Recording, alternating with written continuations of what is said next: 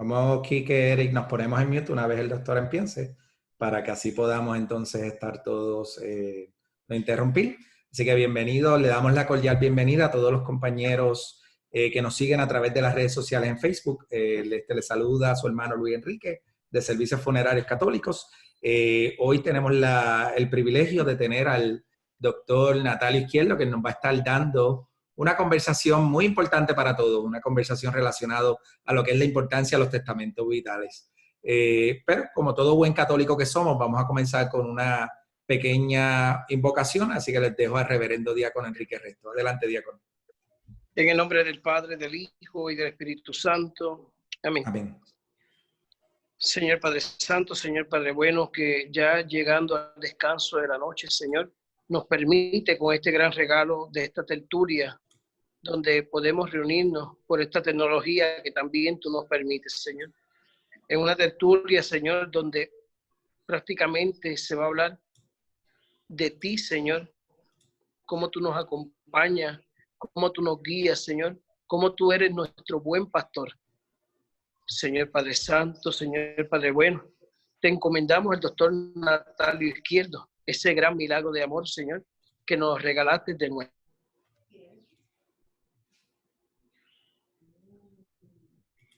Ha germinado en este ser humano, doctor Natalio Izquierdo, y luego, Señor, guíalo en toda esta información maravillosa que Él nos va a traer en esta tarde. Te lo pedimos a ti, Señor, tú que vives y reinas por los siglos de los siglos. Amén. Amén. En nombre del Padre, del Hijo y del Espíritu Santo. Amén. Bueno, nuevamente gracias, reverendo diácono, el doctor Natalio Izquierdo con nosotros. Doctor, somos todos suyos. Pues gracias, nada que primero que nada, bienvenido a mi biblioteca. Desde aquí estamos proyectando este tema que es tan importante, me lo ha pedido Servicios Funerarios Católicos, porque es importante que se vea de la perspectiva del médico católico y todo fiel que sea católico, para que vayan escribiendo su testamento vital, o también se le puede llamar documentos de voluntades o anticipadas. Yo creo que esto es bien importante, porque así nosotros podemos tomar unas decisiones que no tengan que ser tomadas de momento, en emergencia, etcétera. Y es importante que tomemos la decisión concienzudamente, y vamos a ver por qué. Lo primero que debemos es definir lo que es un testamento vital católico. Y el testamento vital es un escrito, como bien dice en la pantalla, dirigido a aclarar los deseos propios de cada cual, ¿verdad? Para hacer un tratamiento una vez uno esté enfermo. Y en términos del COVID, ¿verdad? Esta pandemia que estamos sufriendo ahora, pues es importante, porque 4% hasta el 20% de las personas pueden morir en las diferentes estadísticas de los diferentes países. Así que es bien importante que estemos todos preparados si estamos contagiados o no. Y además tenemos que escribir un testamento vital, escrito, para prevenir, ¿verdad? Que no sea que estemos de momento incapacitados o imposibilitados para expresar estos deseos. Por ejemplo, en el caso de un paciente que está en intensivo, que está entubado, pues este paciente no puede expresarse. Si el paciente está muy sedado o si está débil, pues no puede expresar esos deseos. Por tanto, es importante que nosotros, cuando estemos en plena conciencia, estemos saludables, escribamos este testamento vital, para que nosotros podamos tenerlo, y nuestros familiares, médicos y en general, ¿verdad? Los hospitales donde estemos recluidos. El testamento vital también se puede entender como una declaración de fe, porque aquí podemos expresarnos como católicos que somos, y lo único que en esta declaración de fe decimos que preservar la vida pues no es absoluto, o sea, no es 100%, porque sabemos que definitivamente vamos a morir. Pero es importante que nosotros, en términos de nuestra fe, podamos rechazar conscientemente una prolongación de nuestra vida, ¿verdad? O sea, a través de algunos tratamientos que no son necesariamente o suficientemente beneficiosos, o son excesivamente penosos. Por ejemplo, una persona que está bien malita y vamos a hacerle ahora un trasplante de corazón. Son cosas que son a lo mejor excesivamente, hasta cierto punto, riesgosos. Recuerden que en la medicina siempre estamos pensando cuál es el riesgo y cuál es el beneficio para tomar la decisión en favor del paciente, ¿verdad? Del beneficio sobre todo, en vez de lo que es el riesgo. Si el riesgo es muy alto, pues evitamos hacerlo o lo posponemos. Entonces, también tenemos que entender, ¿verdad?, que es importante el testamento vital para nosotros los católicos, porque tenemos que entender, como dice la primera carta a los Corintios, que el cuerpo es templo del Espíritu Santo. Y yo creo que eso es número uno. Nosotros como médicos católicos, y yo que he sido paciente, pues quiero decir de verdad que uno se siente más tranquilo cuando uno sabe que en ese hospital hay una capilla, cuando uno sabe que hay una religiosa, un sacerdote que visita, un diácono, como me ocurrió a mí con el diácono, ¿verdad? Aquí, pues eso le da a nosotros, nos da una paz, porque sabemos que el cuerpo como templo del Espíritu Santo tiene su dignidad y tiene un respeto.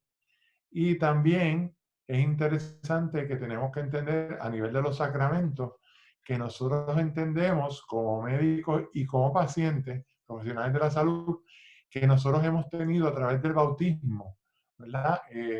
Nos hemos convertido en miembros de la Iglesia de Cristo y que por eso nuestro cuerpo es templo del Espíritu Santo. Y como nos dice el Evangelio de San Juan, como ven en la laminilla, pues hemos nacido de arriba con el sacramento bautismal y por la fe y por el bautismo somos parte de ese cuerpo. Y eso nos da cierta dignidad que nosotros tenemos que en esta declaración del testamento vital tenemos que tomarla en consideración. Entonces, como católicos y en la tradición judío-cristiana, ¿verdad? Completo, tenemos que entender que hemos sido creados por Dios, somos criaturas, pero que hemos sido creados para tener una vida eterna, más allá en el paraíso, que también tenemos un espíritu que está pasando por esta experiencia corporal, pero que nuestra vida en realidad es en unión a Cristo allá en el cielo, ¿verdad? En el paraíso. Y la vida, sin embargo, nuestra vida, lo que es la parte física, corporal, mental, emocional, es un don precioso. Por eso es que esto es importante, porque por eso es que en la tradición judío-cristiana no se observa como muy bien, o no se observa para nada bueno, lo que es el suicidio. Nosotros no podemos privarnos de nuestra vida, porque la vida es un don precioso de Dios y solo Dios tiene control. Así que tenemos que el deber nosotros también de preservar nuestra vida, a eso es a lo que nos dedicamos los profesionales de la salud, y usarla para la gloria de Dios. Así que eso es importante y que lo entendamos, porque si usted no tiene testamento vital, pues los médicos que lo reciben en sala de emergencia, pues van a tratar de preservar la vida a toda costa, ¿verdad? a tratar de que usted sobreviva, vamos a tratar de curarlos, vamos a tratar de sanarlos, pero nosotros a través del testamento vital podemos declarar ya y pedir algunas cosas, poner unos límites a estas funciones. Y ya pues entonces eso nos trae, ¿verdad?, a algo muy importante, que es que en el testamento vital reconozcamos, y esto lo hemos visto en las diferentes conferencias episcopales, tanto de España como de Islas Canarias y en Puerto Rico, que las opciones del suicidio y la eutanasia no son aceptables. Así que no podemos nosotros mismos quitarnos la vida, no podemos pedirle a nadie que nos quite la vida, que es lo que llaman el suicidio asistido, y lo que es la eutanasia, ¿verdad? Y esto es importante porque comentaba con Luis el otro día, Luis Ramos, que es muy importante entender que en algunos países del norte, en Europa, por ejemplo, ya está contemplado la eutanasia. Pero le decía yo a Luis que al igual que el aborto, no todo lo que es legal es moral. Y nosotros como católicos, en nuestro testamento vital católico, tenemos que responder a esa llamada que Jesús nos hace, ¿verdad? Que nuestra vida es un don precioso y que no podemos disponer nosotros mismos de ella. Sí hay otras cosas que podemos controlar y de eso se trata el testamento vital. Pues la conferencia episcopal ya en 1995, la conferencia episcopal de Canarias, ¿verdad? Recordemos que históricamente Puerto Rico está muy conectado a Canarias, por eso ellos nos traen la advocación de la Virgen de la Candelaria. Y en el área de Mayagüez hay muchos apellidos que son de origen de canario. Y entonces nos habla de que esta declaración, el testamento vital, es una declaración firmada que podemos hacer los católicos. Usted la puede imprimir, usted puede rellenar sus datos, ¿verdad? Le va a pedir la fecha y firmarlo.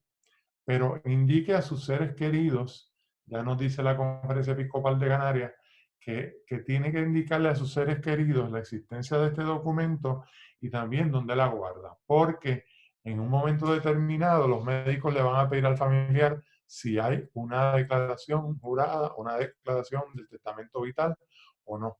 Porque si no, entonces hay que tomar, los familiares tienen que tomar la decisión. Entonces, ¿dónde usted lo va a guardar? Después que lo firma y a lo mejor lo puede hasta notarizar, pues entonces consulte y deje copia a su médico, deje copia a su notario y deje copia a sus familiares, sobre todo si usted tiene un poder para un familiar que tome decisiones en un momento o un caso de emergencia. Y es importante a los médicos. Le comentaba yo a Luis el otro día también de una paciente que yo tuve, que era una doctora, que padecía de enfermedad obstructiva pulmonar, y ella no quería que la entubaran. Y entonces ella obviamente sí que le pusieran su oxígeno, pero ella no quería nada extremo, ella había sufrido 2 cánceres y ya tenía 80 y pico de años, y entonces ella me dio a mí y a su neumólogo, a 2 médicos de ella de confianza, nos dio este testamento vital. Y obviamente, pues entonces nosotros al llegar a la sala de emergencia, porque nos llamaron, pues entonces representamos ese documento. Y es importante para la toma de decisiones, ¿verdad? Y también puede decir, por favor, notifique a mis hijos y le da el teléfono del teléfono móvil. Entonces, estas directrices anticipadas, por ejemplo, se toman previo a cirugía. Por ejemplo, si usted se va a operar de una catarata en un centro ambulatorio de cirugía de catarata, pues se le toman unas directrices anticipadas. Algunas son aceptables y otras no, porque a lo mejor el paciente dice, no, pero yo no quiero que me resuciten. Pero en un centro de cirugía ambulatorio a lo mejor le exigen que usted permita ser resucitado para ser transferido a un hospital. O sea que se van a tomar ciertas medidas para que usted vaya a un hospital secundario o terciario. Ya si usted está en el hospital, sus familiares, si usted no tiene un testamento vital, pueden entonces firmar lo que el médico le pide, que es el que no se resucite. Por ejemplo, tuvo un caso de una señora que tenía 101 años, la hija no aparecía, las nietas no aparecían, y entonces el médico me dice, me llamaron a mí, y el médico me dice, tú que la conoces, ¿qué tú crees? Y yo le tuve que decir, pues hay que luchar hasta el final. Y entonces la entubaron y todo, ¿verdad? Pero la falta de que no aparezca un familiar, el familiar entonces puede decir que no se resucite. Y esto es bien importante en estos momentos. ¿Por qué? Porque tenemos un montón de personas mayores de edad que no tienen sus familiares aquí en Puerto Rico. Por la emigración que ha habido luego del huracán, del COVID, no todo el mundo, no todos los envejecientes están acompañados. Así que es importante que usted empodere a su médico con esta decisión que ya usted ha tomado para que pueda el personal de enfermería ejecutar su voluntad. Ejecutar su voluntad porque entonces sí, por ejemplo, si usted firma un papel que dice no me resuciten, pues entonces el personal, pues si usted fallece dentro de la hospitalización, pues no van a llamar al médico para resucitarlo, sino que sencillamente van a dejar que usted se vaya en paz, ¿verdad?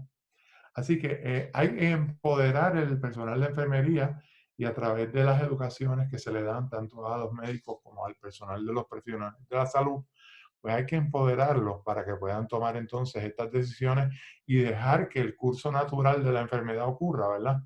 Y esto nos pone a nosotros, a los profesionales de salud, inclusive en una disyuntiva, porque estamos preparados y educados para curar y se nos dificulta un poco el hecho de aceptar que el paciente puede morir. Pero eso vamos a dejarlo más adelante, vamos a hablar un poco más de eso. Entonces, también el testamento vital le va a quitar un poco la presión a los familiares, a estos familiares que tienen que tomar decisiones si aparecen. Y es importante porque, pues como ven en España, ¿verdad? Se han hecho estudios donde, sobre todo cuando hay corporaciones de negocios familiares, pues ese vaivén de opiniones puede causar inclusive laceración de las relaciones familiares o las relaciones de los descendientes, de los, digamos, a lo mejor los accionistas de una corporación familiar. O sea que si usted escribe un testamento vital, inclusive es beneficioso para los familiares que son sus herederos porque les va a evitar estas rencillas y estos sentimientos de culpa hasta cierto punto que pueden tener esos familiares que toman la decisión, por ejemplo, de no entuben. Y hasta cierto punto, pues también en ese sentido alivia el peso que produce en el corazón, en la parte emocional de los familiares, lo que es el comienzo del proceso del duelo, porque entonces él dice, él lo dispuso así. La persona que ha muerto, pues él dispuso que no lo resucitaran. Pues en ese sentido, pues ya entonces no hay otra opción, ¿verdad? Hay que tomar la decisión que la persona en su testamento vital ha tomado. Pero le quita a su vez un peso a estos familiares, a esos descendientes, a su esposa, a sus hijos. Fíjense que ya en la Conferencia Episcopal de Canarias en el año 95 nos habla de los cuidados paliativos. Los cuidados paliativos son aquellos cuidados que se pueden usar para aliviar el dolor. Por ejemplo, si el paciente ha tenido una fractura de cadera y se está muriendo, sin embargo, los médicos van a tratar de aliviar ese dolor si usted se lo permite en el testamento vital.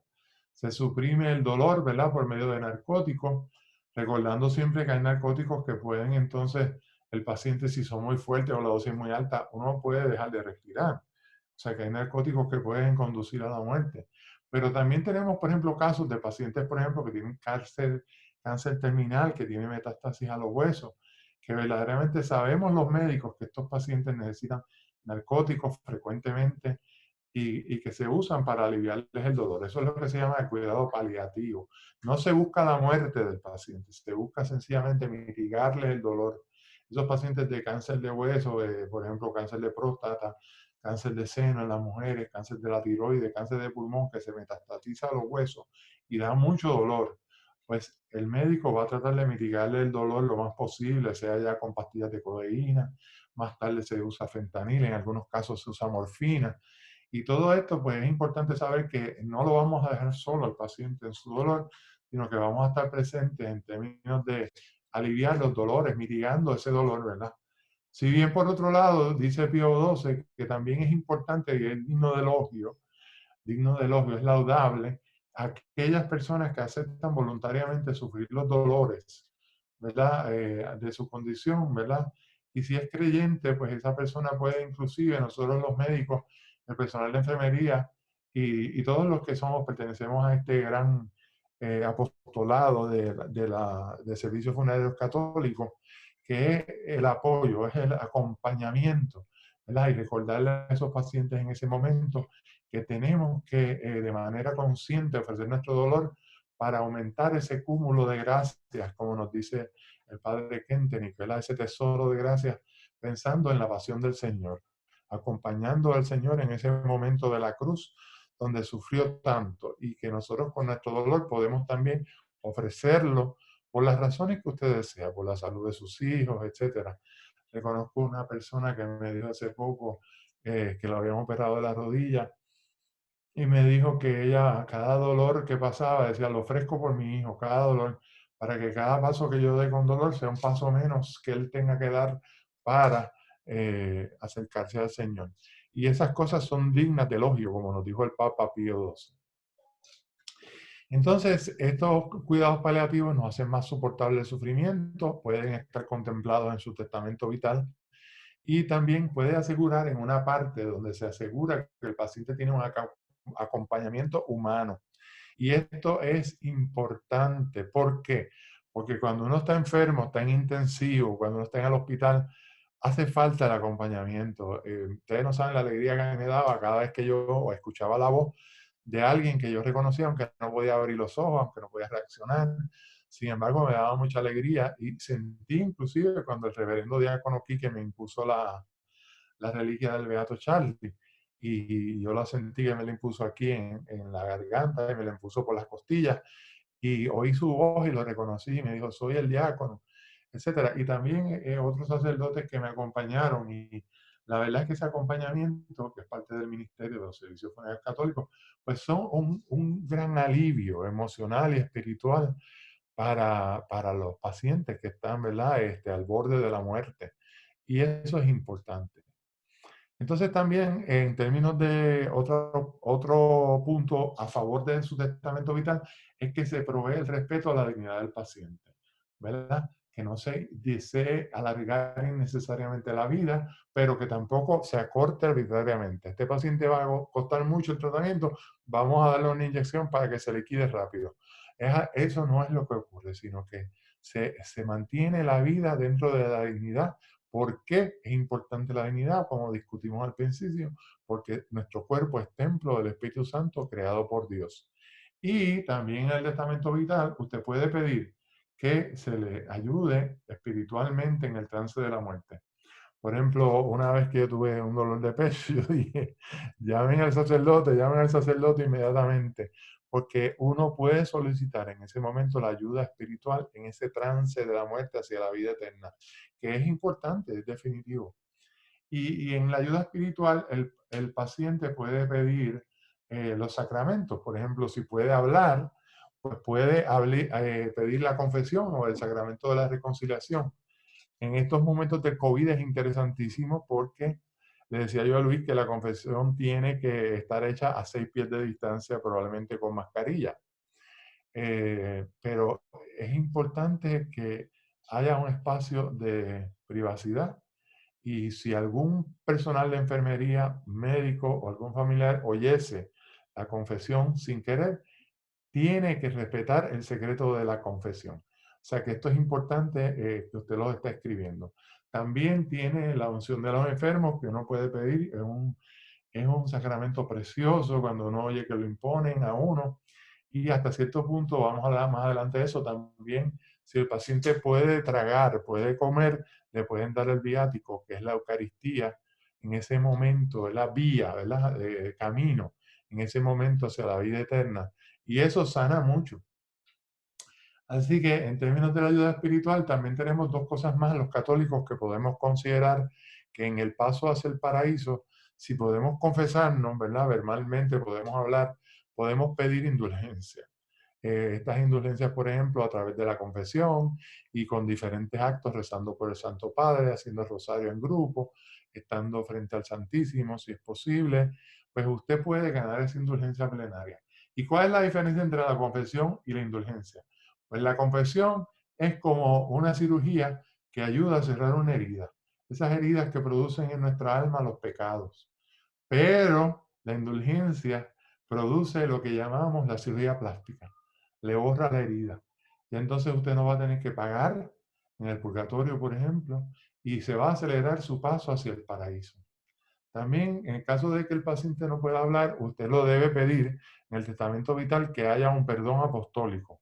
Cualquier sacerdote y el Santo Padre ha dado esa facultad a través de los obispos a sus sacerdotes, donde se puede conceder un perdón y el sacerdote con el perdón apostólico elimina cualquier castigo temporal que tenga el paciente debido al pecado. Así que en ese sentido, en el testamento vital, usted puede escribir esa cláusula donde se diga, si no pudiese hablar, por favor, tráigame la unción de los enfermos y que me den el perdón apostólico. Yo creo que eso es muy bonito porque yo, por ejemplo, cuando un sacerdote me dio la unción, yo le pregunté, ¿me diste también el perdón apostólico? Para yo estar seguro, ¿verdad? En caso de que uno fallezca, que eso esté presente, que nos va a acelerar el paso a través del purgatorio, ¿verdad? Así que durante la pandemia ya hemos dicho algo que el sacramento de la reconciliación va a tener que ser hecho a 6 pies y la unción de los enfermos, pues en el momento de la unción particular, el sacerdote se va a acercar al paciente con un hisopo que está mojado en el ungüento, va a tocar la frente del paciente. No se va a ungir las manos. Recuerden que al paciente se le puede ungir las manos por dentro, ¿verdad? Pero en este caso de la pandemia se va a ungir solamente la frente. Un sacerdote que tiene sus manos ungidas, se le ungen entonces por fuera. Eso es un detalle muy bonito, ¿verdad? Y entonces, en el momento de la comunión, pues también el sacerdote se va a acercar y darle la comunión. Y esto tiene que ser hecho en el momento de la pandemia sin uso de guantes plásticos. O sea que en ese momento, pues tenemos que tener hasta cierto punto un poquito de de riesgo, pero existe, ¿verdad? Obviamente se van a lavar las manos antes, tanto el sacerdote como el paciente. Y es muy importante, y esto lo ha dicho ya la Conferencia Episcopal o de Obispos Católicos de los Estados Unidos. Entonces ya para el 2011 también sabemos que el testamento vital es importante porque el paciente va a estar en una situación de salud crítica y no se van a pedir que se den tratamientos desproporcionados. Sin embargo, se dice, ¿verdad?, que se pueden usar paliativos y hay que evitar la eutanasia. Otro de las cosas que se propone en las conferencias episcopales es que usted como persona, como católico, puede cambiar el testamento vital. Pues esto puede ocurrir si, por ejemplo, usted eh, cambia de década, por ejemplo, los 60, los 70, los 80, pues a lo mejor su testamento vital puede ir siendo cambiado, porque ya la expectativa de vida, pues obviamente eh, ha cambiado. Y lo rompe o lo edita, pero es importante que avise a sus familiares que esto ha pasado y que le diga a sus médicos y a su notario que ha cambiado de opinión y que quiere alterar su testamento vital. Quiero tocar también aquí, en términos de los diferentes televidentes que tenemos, que sé que pertenecen son conocedores de bioética. En Puerto Rico, por ejemplo, la doctora Fábrega y otros más, el padre Ferrer, son expertos en bioética. Y que los principios de la bioética incluyen la autonomía, la beneficencia, que es hacer el bien, no hacer el daño, que es la maleficencia, y el principio de justicia. Pues el testamento vital, lo que quiero decirles es que cumple con todos esos principios de la bioética. O sea que el principio de la autonomía, pues sencillamente el paciente toma decisión en plena conciencia de lo que está haciendo. Y se usa la voluntad o se acoge la voluntad del paciente, que es autónomo y no necesariamente o no necesita entonces la aprobación de sus familiares. La beneficencia, pues también está presente en el testamento vital porque se está haciendo el bien, ¿verdad? Si bien se evitan los medios desproporcionados, sin embargo, se permite, ¿verdad?, hacer el bien con los cuidados paliativos. Y en términos de la no maleficencia, que es evitar el daño, ¿verdad? ¿No? El médico o los profesionales de salud no hacen daño. Inclusive le comentaba yo a Luis que el juramento, inclusive el juramento hipocrático previo a la era cristiana, nos habla de lo que es el primum non nocere, ¿verdad? Que nosotros tenemos que evitar hacer el daño. Y por eso también es importante en términos de la bioética que con el testamento vital queremos evitar lo que es el suicidio asistido, ¿verdad? Porque el médico no debe hacer eso, tampoco la eutanasia ni el aborto. Y también en el año 2018, la conferencia episcopal de España nos habla del principio de la justicia, ¿verdad? Porque, ¿qué es lo que es la justicia en este caso? Pues la justicia es que el paciente ha tomado su decisión, pero no se debe renunciar a métodos ordinarios, como es la alimentación, la hidratación con un suerito, la ayuda a la respiración con el caso de poner una mascarilla o una cánula de oxígeno. Y eso es importante, que sepan los familiares y que usted sepa que no es que lo van a abandonar allí en una camilla hasta que se muera, sino que van a estar pendientes de que esté hidratado. Y esto es sencillamente porque después de 3 días sin agua la persona se va a morir, pero mantienen hidratación, le van a mantener cuidado paliativo para el dolor. Y estos son cuidados que son destinados a una supervivencia digna, porque de nuevo, como hablamos al principio, tu cuerpo es templo del Espíritu Santo y tiene la dignidad de ser el templo del Señor, ¿verdad? Y en ese sentido, por eso es que respetamos tanto el cuerpo. Si bien conscientemente el paciente indica que no renuncia a los medios ordinarios, ¿verdad? Pero que entiende que estos medios ordinarios no están destinados a la curación, sino más bien al cuidado paliativo. Los retos que presenta el testamento vital, pues número uno es las leyes que permiten, como hablamos anteriormente, tanto la eutanasia como el aborto. Pero ya les había dicho yo que lo legal no necesariamente es moral. Y nosotros los católicos pues tenemos que oponernos a esto. De hecho, mi padre, que en paz descanse, siendo presidente de la Asociación Médica, y 40 años más tarde yo fui presidente de la Asociación Médica, pues se hizo un documento aprobado por la Cámara de Delegados donde decíamos que si bien el aborto es legal, es inmoral. y no se recomienda a través de las asociaciones médicas en Puerto Rico. Ahora, nosotros como católicos, y esto era una cosa que nos decía la doctora Burgos, tenemos que proponer que estas leyes, tanto de la eutanasia como del aborto, caigan en desuso. Son leyes que están hechas por personas que no son médicos o que no son profesionales de la salud, que han sido aprobadas, ¿verdad?, por legislaciones y por gobernadores, pero que son leyes que nosotros como cristianos debemos proponernos que estas leyes caigan en desuso. Y obviamente en el documento del testamento vital no va a estar contemplada lo que es la eutanasia. Y en términos de los retos, pues también falta la bioética, ¿verdad?, los factores económicos, ¿verdad?, porque puede que haya industrias de la salud que digan que no quieren que este paciente después de cierta edad, o algunos gobiernos están haciendo mucha gente, vamos a acabar con las poblaciones. Y esto es algo que históricamente ha ocurrido, ¿verdad? Fíjense que en Egipto el faraón mandó a matar a todos los varones que nacieran de madres hebreas. Decía a las comadronas que mataran a los niños hebreos, sobre todo si eran varones. Fíjense que Moisés fue echado al agua para protegerlos de eso. Y así ha ocurrido en diferentes momentos de la historia, ¿verdad? Entonces, lo otro es el temor a la eugenesia. Fíjense que en el siglo XX ocurrió esto, que era la eugenesia de pacientes, ¿verdad?, o líderes que creían que la raza tenía que ser tal o cual. Y entonces, pues, su testamento vital, hasta cierto punto, reta esas políticas de eugenesia, donde hay ciertos gobiernos que quieren crear unas razas más fuertes o de una raza particular. Y el testamento vital hasta cierto punto reta la falta de educación, y por eso es que esta charla, ¿verdad? Porque queremos empoderarlos y queremos educarlos tanto a las personas legas como a otros profesionales de la salud, sean médicos o sean personal de la enfermería, que son los que ejecutan su testamento vital. Posterior a la muerte, tenemos que entender que el testamento vital puede incluir instrucciones relativas al destino de su cuerpo. Pues sea que usted quiera un enterramiento de cuerpo o quiere una incineración. Y puede mencionarse qué rito o ausencia de rito religioso desea el paciente. Y esto es importante porque, por ejemplo, el rito de enterramiento de un hebreo es muy distinto al rito de enterramiento de un católico. Por ejemplo, el hebreo se entierra desnudo, hacen un grupo donde se pacintelaban su cuerpo, se entierra como con un paño que empieza en el talón, da la vuelta por la cabeza y cae sobre los dedos de los pies. Nosotros los cristianos podemos vestir al paciente y escogemos la ropa que le queremos poner.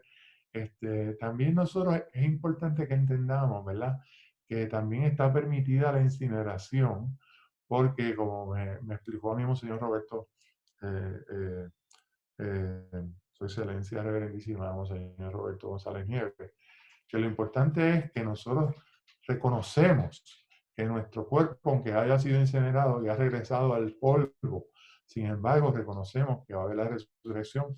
Y como se decía ya en tiempos de Ezequiel, el pueblo de Dios que estaba secuestrado por el rey Nabucodonosor, ¿verdad? Que él recibió esa profecía donde decía que yo soy tu Señor y te sacaré, abriré tu sepulcro y te sacaré y te daré la carne de nuevo. Y eso es lo que nosotros esperamos. Y sobre todo, ¿verdad?, cuando se hacen estos procedimientos como a través de servicios funerarios católicos, ¿verdad?, donde hay un respeto por ese cuerpo, un respeto por esa ceniza, y yo doy testimonio de eso porque lo he visto con muchos familiares y amigos. Y el rito, pues que, por ejemplo, los hebreos no, sobre la caja lo que ponen es una vela, nosotros permitimos poner flores, los católicos, y también pues nosotros podemos pedir que sea una misa ezequial, y vamos a hablar de eso ahora. Pues una misa ezequial de cuerpo presente, ¿verdad?, donde es una cosa tan bonita, donde se pone el manto ezequial sobre ese ataúd, ¿verdad?, se retiran las flores y se pone ese manto, y ese manto pues es un símbolo precioso, ¿verdad?, donde se procesiona ese ataúd con ese manto, ¿verdad?, que representa el mismo manto con que tú te bautizaste, el manto que el sacerdote abre para ungirte. Y también la misa con la ceniza yo creo que es importante porque tú puedes pedir que una vez esté tu cuerpo incinerado también, si no quieres un enterramiento de cuerpo entero, pues se puede hacer otra misa con ceniza y se va cerrando ciertos círculos, ¿verdad?, del duelo. Una cosa que yo quiero enfatizar es que también la Iglesia Católica nos provee lo que es las misas en sufragio del alma. Y eso es algo que yo me da mucha pena porque muchas veces veo que en los boletines parroquiales ya no se quieren ofrecer las misas en sufragio, o los deudos o los familiares no se ocupan de esto. Y yo los exhorto porque hemos tenido influencia de nuestros hermanos separados, donde dicen, pues vamos a darle un aplauso a la persona que falleció, que ya está en el cielo. No sabemos si está en el cielo.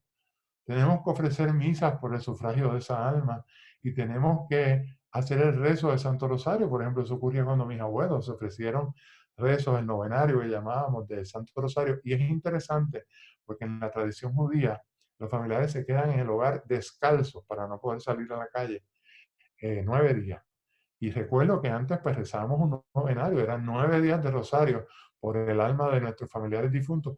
Y tal vez debemos retomar esos ministerios que hemos dejado un poco de lado, pues por estar un poco ecuménicos, pero definitivamente tienen un gran valor. Inclusive nosotros podemos ofrecer la indulgencia que lucramos, podemos ofrecerla en sufragio del alma de nuestros familiares difuntos. Y todo esto es posible, ¿verdad? Cuando nosotros disponemos en el testamento vital que seamos enterrados a través del apostolado, de los servicios funerarios católicos, para darles un ejemplo. También es importante lo que es la vigilia y el velorio, ¿verdad? ¿Por qué? Porque los familiares y amigos se reúnen para comenzar ese duelo, en un acompañamiento de los deudos. Estoy aquí contigo, te ofrezco mi pésame, te acompaño en tu dolor y la persona se siente muy apoyada. Yo recuerdo claramente quienes estuvieron en el velorio de mis abuelos y recuerdo claramente quién estuvo en el velorio de mis padres, de mi padre particularmente. Y es un momento inolvidable. Y una empleada de nosotros que falleció de cáncer, el esposo dijo, cuando nosotros fuimos, dijo, la verdad es que su presencia aquí es tan importante, porque no es lo mismo estar del lado de allá que del lado de acá. Y es que conmemoramos en ese acompañamiento una vida atesorada en términos de lo que es la amistad, en términos de lo que es la familia y sobre todo en términos de lo que somos piedras vivas de esta iglesia, que es la Iglesia Católica. Y entonces en la misa ezequial que ya habíamos mencionado, estos familiares y amigos se reúnen para reafirmar que la vida del difunto no ha terminado, sino que está en un trance hacia la vida eterna. Y también aquí se conmemora a través del sacrificio de Cristo el dolor que esta persona ha pasado en su vida terrenal. Y esto es importante, ¿verdad? Entender que somos uno en Cristo, somos parte del cuerpo místico de la iglesia y que pasamos de la iglesia militante en nuestra enfermedad, pasamos a la iglesia triunfante. Y yo creo que esto es importante porque seguimos siendo parte del cuerpo de Cristo y que participamos con Él de la muerte, pero también participamos con Él de la gloriosa resurrección, ¿verdad? Es lo que nosotros queremos. Entonces, el rezo final, ¿verdad? También podemos disponer algo sobre eso en el momento de la inhumación, ¿verdad? Que se despiden los familiares por última vez y que eso brinda mucho consuelo y la promesa de la vida eterna tanto a los familiares. Aquí les pongo un ejemplo del testamento vital y sé que esta charla está siendo grabada.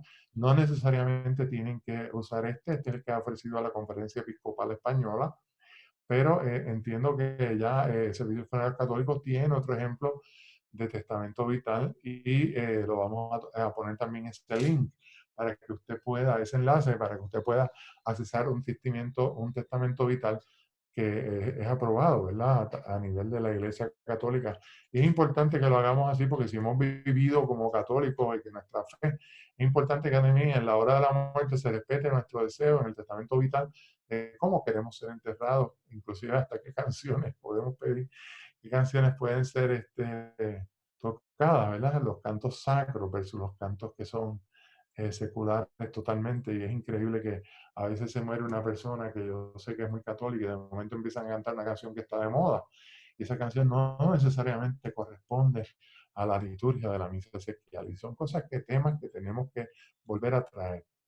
Bueno, yo quisiera dejar estos últimos minutos para que ustedes puedan hacer preguntas. Quiero agradecerle a Servicio Funeral Católico, especialmente a Luis, al reverendo diácono, a Eric y a Juan Miguel, que están aquí presente. Y pues nada, quiero que si tienen alguna pregunta podemos abrir el piso para hacer comentarios, también son aceptados en este momento. Claro que sí, gracias doctor por tan excelente y precisa información que ha compartido con nosotros.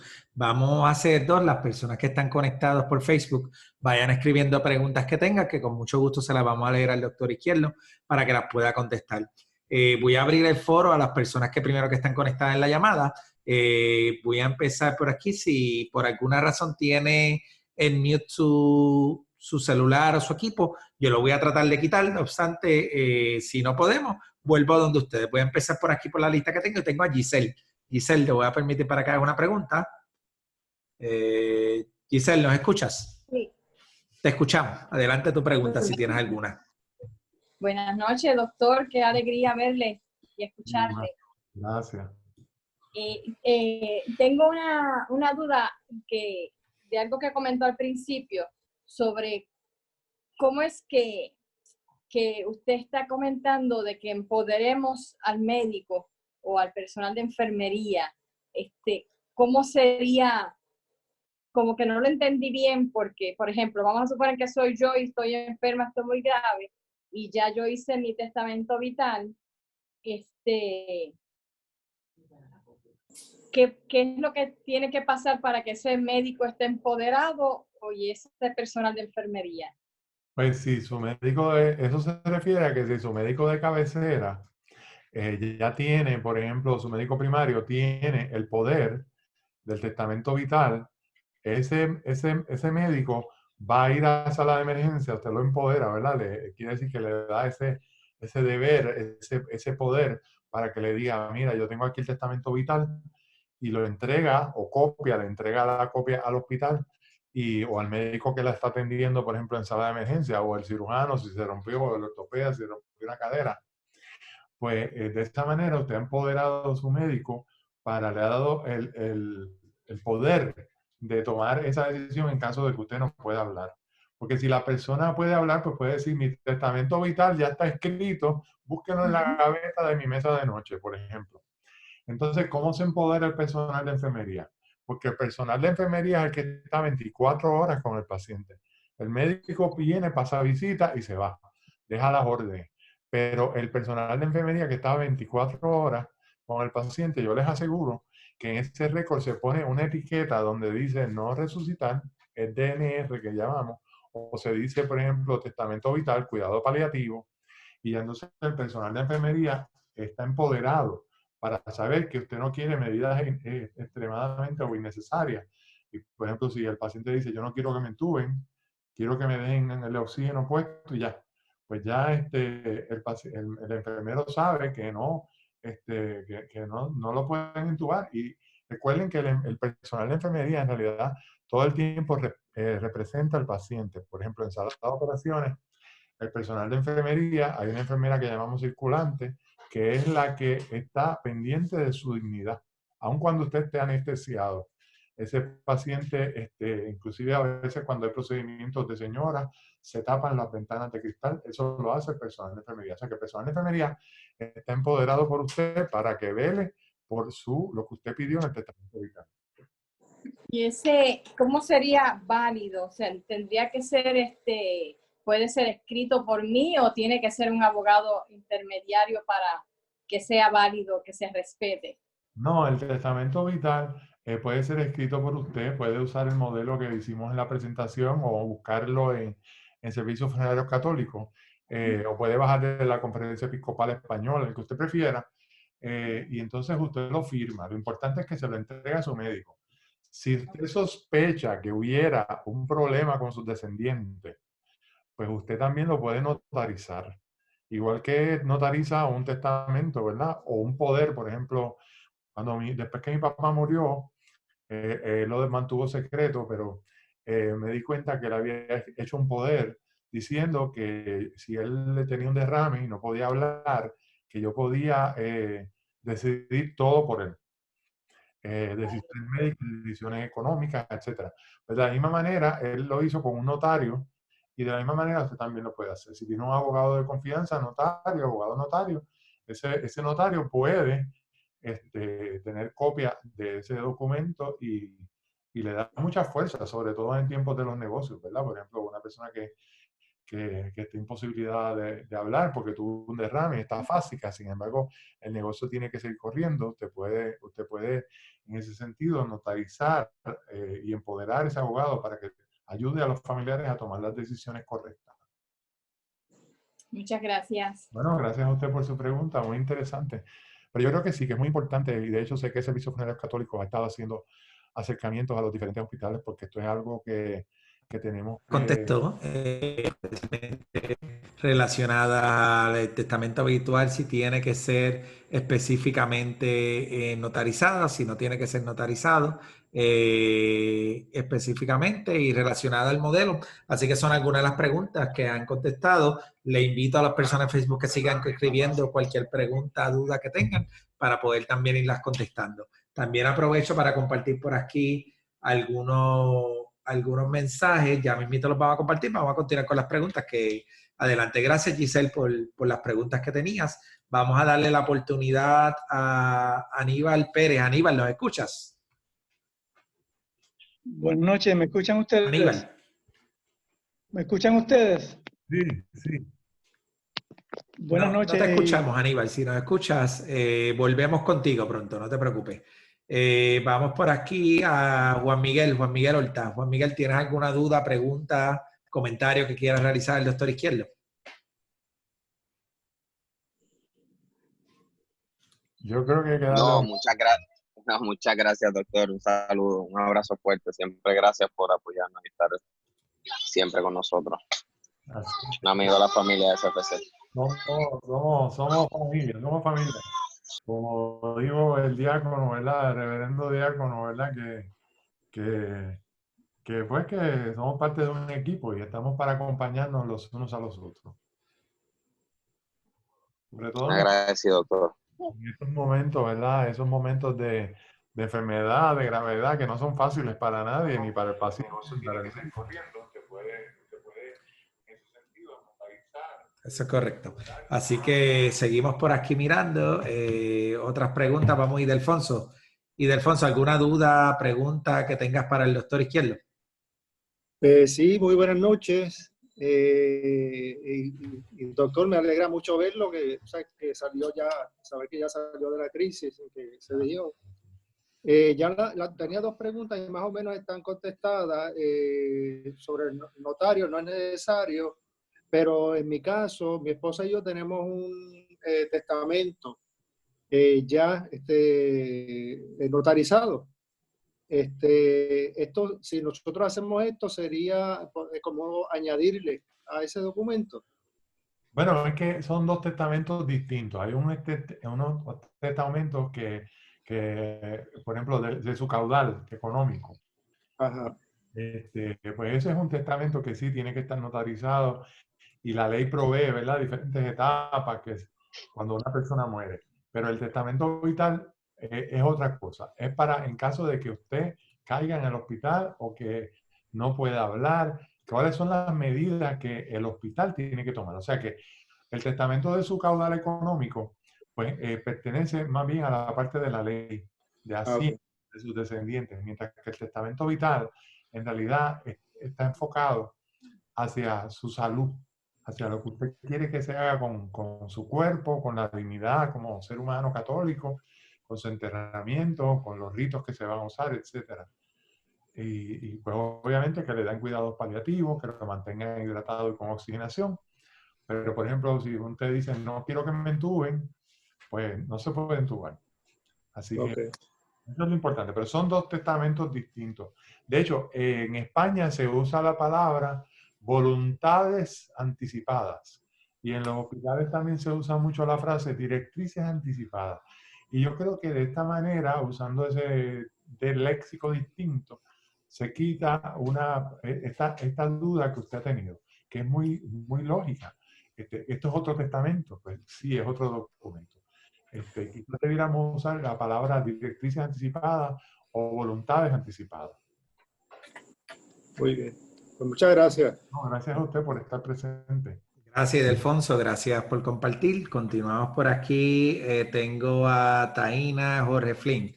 Taina, ¿alguna pregunta que quieras realizar al doctor Izquierdo? No, muy buenas noches. No tengo ninguna pregunta y gracias por la conferencia. Gracias, gracias. Tengo por aquí, doctor, un comentario que me escribieron por Facebook. Dice, más bien para compartirlo, la señora Lourdes Rodríguez. Gracias, doctor Izquierdo Encarnación. Soy Lourdes Rodríguez, lo estamos viendo desde Moca. Fui discípula de su hermano, licenciado Manuel Izquierdo Encarnación. Les saludamos con mucho cariño. Aquí vemos también, escribieron, excelente, importante para los católicos prepararlo de acuerdo a nuestra fe. Muy bien, doctor Izquierdo, recomendaría en el formato que exhibió que se especifiquen los tratamientos después. También vemos por aquí, excelente charla. Saida Gregory escribe, excelente, como estudiante de tanatología de la doctora Piazza, ya se había discutido el testamento vital, pero me encantó todos los elementos católicos añadidos y discutidos.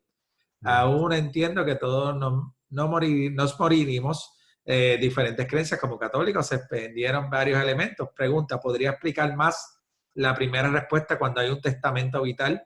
Usted mencionó que se estabiliza el paciente, pero si, por ejemplo, los paramédicos reciben notificación de no entubar, ¿qué pasaría ahí? Eso es muy interesante. Vi un caso así una vez de un doctor que fue llevado a sala de emergencia, pero en la ambulancia la persona respondió que sí, que lo entubaran. Y entonces, o sea, cuando le empezó a bajarle el oxígeno, el paramédico le preguntó eso. Le dijo, ¿pero quiere que pongamos oxígeno o el tubo también? Dice, no, pues sí, dijo que sí, que entubara. En ese momento se cambió el testamento vital, pero cuando apareció con el tiempo en el hospital, ¿verdad? Le dio tiempo para que llegara el oxígeno y que vivió en Estados Unidos. Y entonces, pero aparte del entubamiento, de la intubación, perdón, pues ya no se tomaron otras medidas, por ejemplo, hacerle la traqueostomía, el huequito, porque después de cierto número de días que está entubado el paciente, hay que tratar de quitarle la intubación y hacerle un hueco aquí en el cuello, ¿verdad? La traqueostomía. O sea que ya en ese momento, al aparecer el testamento vital, pues ya no se tomaron esas medidas, sino que se deja al paciente, ¿verdad?, que responda siempre con cuidado paliativo. Perfecto, excelente. Vamos por aquí, Diácono Enrique, que tiene alguna pregunta, comentario que quiera realizarle al doctor Izquierdo. Sí, tengo una pregunta, doctor Izquierdo. Buenas noches a todos los que nos están escuchando y están acompañando.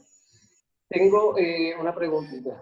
El paciente ya ha perdido un poco de su conocimiento. Él tuviera que en algún momento coger algún tratamiento de diálisis, ya él no quiere diálisis, esto es verdadero lo que estoy hablando, estoy aprovechando que es de gratis aquí, pero él debería de hacer un testamento vital, pero ya él no tiene conocimiento prácticamente, y el doctor ha pedido ya por 2 veces que se haga un testamento, ya que él no quiere tomar diálisis. Hoy en día le está muy bien, aunque tiene sus riñones trabajando un 5%, que eso es ya diálisis, o el doctor dice, mira, esto es un milagro de vida, y en verdad es un milagro de vida. Sí. Pero él no tiene la capacidad para decir, voy a firmar, voy a hacer testamento. No. ¿Qué se debería de hacer en ese momento? Bueno, si no se toma la decisión, pues los médicos van a luchar hasta el final. Y van a llevar a la diálisis. Tristemente, en el caso de la diálisis, solamente una tercera parte de los pacientes que llegan a diálisis sobreviven la diálisis. Los otros, pues, como que se van quedando en el camino, porque la diálisis es un procedimiento bastante fuerte, ¿verdad? Es una intervención bastante difícil. Pero si en este caso, si los hijos saben, si los hijos saben que esta persona no quería diálisis, entonces se lo deben notificar al médico, y el médico entonces tiene que respetar la voluntad del paciente. Eso es importante, ¿verdad? Yo creo que es importante entender que los hijos se pueden poner de acuerdo y tomar la decisión. Entonces empoderan al médico, se lo dicen al médico, se lo dicen al personal de enfermería. Es igual que cuando la persona se va a convertir en donante, también lo tiene que hacer escrito eh, o, eh, o los familiares entonces van a tener que tomar esa decisión y los médicos se le van a acercar a decirle, quiere que ya el paciente tiene muerte cerebral, pues vamos entonces a que ustedes decidan si quieren convertir a este paciente en donante o no. Yo creo que el testamento vital también quita ese peso de las familiares, ¿verdad? Que tienen que tomar esas decisiones que no son fáciles. Le añaden estresores al momento de la muerte de su familiar. Entiendo que sí. Pues gracias, doctor, gracias por la sugerencia y gracias una vez más por compartir con nosotros esa sabiduría. Gracias. Gracias a ustedes por invitarme. Tengo por aquí, Eric, ¿alguna pregunta, duda que quieras realizarle al doctor? Básicamente, doctor, le quiero dar las gracias, como siempre, colaborando con esta pastoral. Me alegra mucho verlo como lo veo. Yo solamente quiero compartir con usted y con todas las personas que nos están viendo en estos momentos. Recientemente yo tuve una situación de salud bien delicada de mi mamá, donde estuvo en cuidado intensivo y estuvo bastante delicada de salud. Y como acaba de decir el doctor, uno muchas veces como familiar del paciente o cuidador, uno en ese momento le viene a la mente tantas cosas, directrices anticipadas. Me lo preguntaron muchas veces en cuidado intensivo, ¿no? Y realmente me pone a pensar, como le debe poner a pensar a cada uno de ustedes en el momento, ¿qué pasa si me diagnostican con COVID? ¿Y qué pasa si muero en 2 días? ¿Qué pasa si muero en 5 días?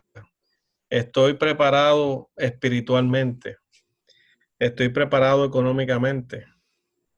Son muchas preguntas que me vinieron a la mente, pero sobre todo en que te ponen una responsabilidad sobre uno y lo primero que viene a la mente es que mami hubiera querido o que mami realmente quiso y honestamente no lo sabía en ese momento.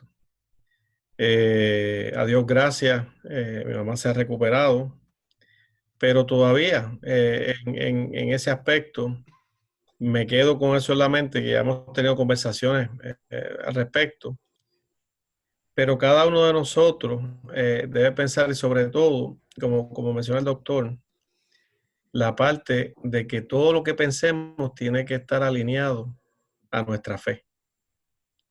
Y eso es algo que nosotros muchas veces perdemos de vista, pero que tenemos que tener bien consciente de que de las más cosas que siempre tanto Luis, el diácono, el doctor mencionan en cada uno de los talleres o conversatorios que tenemos sobre educación, el cuerpo es el templo del Espíritu Santo y siempre hay que tratarlo con dignidad. Y nosotros en ese aspecto estamos bien conscientes de eso y debemos de poner cada uno y aprovechar esta excelente herramienta que nos brindó el doctor para pensar y para tomar acción. No que se quede en pensar, sino que tomen la acción, que nos llamen, que se comuniquen con nosotros, que con nosotros con mucho gusto los podemos asistir en esto y los podemos guiar en este proceso. Doctor, una vez más, muchísimas gracias. Esa es la alegría que me da verlo nuevamente en la batalla, dando siempre trabajos de excelencia magistral. Muchísimas gracias a nombre de esta pastoral y muchas gracias a cada uno de ustedes que han sacado de su tiempo para estar con nosotros y compartir estos momentos de gran enseñanza para nosotros. Humildemente, de corazón, muchas bendiciones y que Dios lo colme de mucha salud. Gracias, Eric. Doctor, por aquí comparto con usted, el Echeverría Díaz, dice, mi madre María Díaz fue paciente del padre, el doctor Natalio Izquierdo. Por aquí también otros me escribieron, excelente conversación, doctor. Me escriben por aquí cómo puedo ver el conversatorio. Queda grabado una vez terminemos el live. Va a estar grabado en la página de Facebook de Servicios Funerarios Católicos también se va a subir a la página de YouTube y va a estar corriendo. Así que si no lo pudo ver desde el principio, no se preocupe, usted lo busca, lo comparte, porque quizás para usted puede sacar cierta información, otras personas también pueden sacar información adicional. Así que quiero una última palabra, doctor, que nos quiera dirigir al público que lo escucha. Bueno, primero que nada también darle las gracias a Servicios Funerarios Católicos por esta invitación, tanto a mí como que soy un humilde servidor, como a todos los radioescuchas, los que nos escuchan a través de Facebook y nos van a ver a través de YouTube. Yo creo que es importante que permanezcamos unidos y acompañarnos los unos a los otros, porque en estos tiempos de la pandemia estamos viviendo tiempos muy difíciles y definitivamente necesitamos estar acompañados, tanto los que se enferman como los familiares que quedan cuando un familiar muere. Así que yo creo que es bien importante que sepamos que esta pastoral que nos ofrece la Iglesia Católica está aquí para servirle. Como decía mi papá, se sirve sirviendo, y el que no sirve, no sirve. Pues la pastoral de acompañamiento en el momento de la muerte, el Servicio Funeral Católico, es una pastoral de excelencia. Y yo le doy fe de eso porque pues soy ahí un participante ad honorem, pero definitivamente he visto la labor que han hecho a través de diferentes servicios tanto de médicos como sobre todo de médicos y de familiares míos también. Así que yo te felicito, Luis, por esta nueva forma de llegar hasta la comodidad, hasta las comunidades de Puerto Rico, y de eso se trata. Estamos aquí para ayudarnos y acompañarnos, y cuando necesites otra conferencia estoy a la orden. Gracias, doctor. Eso iba a comentar al final, que le vamos a estar invitando. Estamos todos los miércoles, a los que nos escuchan, todos los miércoles trayendo algún tema particular para el beneficio de todos. Y esto lo hacemos, son gratis, no lo hacemos con intenciones, ninguna otra intención más allá de que nos podamos continuar educando en temas que son de relevancia para todos, sea católico, no católico, practicante, no practicante. Creo que todos tenemos que aprender algo nuevo y estos son los mecanismos nuevos que estamos utilizando, y tengan ideas, compártenlas, escríbanos qué quieren escuchar, qué les gustaría que hablemos, y con mucho gusto lo van a coordinar. Doctor, para mí, nosotros ha sido un honor haberlo tenido en este conversatorio, sobre todo verlo bien de salud, y sobre todo saber que la iglesia, no solo Servicios Funerarios Católicos, la iglesia cuenta con una persona como usted dentro de como un feligrés en esta patria que peregrinamos hacia el encuentro con el Señor Padre.